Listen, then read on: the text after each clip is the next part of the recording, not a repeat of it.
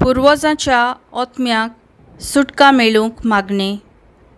ए दोनया, आयक आमकां आमी आनी आमच्या पुर्वजांनी जाणा जावन वो नेणारपणान आदारलोलीं सगलीं पातकां बोगोस।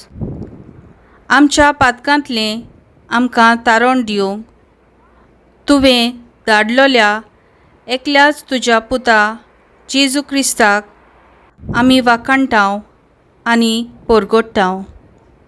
ए दोनया, सगल्या आमच्या सोंपलोल्या पुर्वजांचे आत्मे तुज्या पवित्र रोगतान धुवन नितळ कर। ए जेजू, तूं संवसारांतल्यान न्हय पूण पवित्रपणी पागिवोन मारयेच्या कुसव्यान रचून आयलोय। आमचे खातीर कुर्सार मेलोय।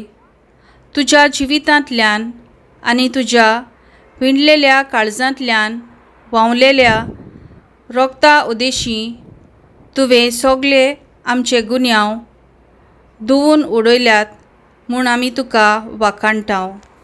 मोरणाचेर जैत व्हरून आमच्या आत्म्याक तुवें जिवीत दिलें देखून आमी तुका वाखाणटाव। आमच्या पुर्वजांचे आत्मे आमी तुजे पवित्र गायांनी घालताव। तांकां नितळ कर आनी सर्गीच्या निवासान तांकां बागेवंतपणी दवर। तांणी आदारलोलीं सगलीं पातकां बोगोस आनी तांकां सासणाचे कास्तींतली निवार म्हूण आमी तुजे लागीं कालतेपणी मागताव।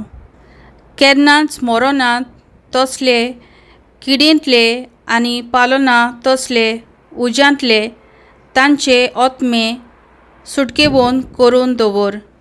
पिणकेचे पिणकेन आमच्या पुर्वजांनी तुजेर आनी तुज्या उपदेसांचेर आड वचून आदरलोल्या बेमानच्या पातकांतलीं आनी घातकेपणांतलीं आमकां वाटाय।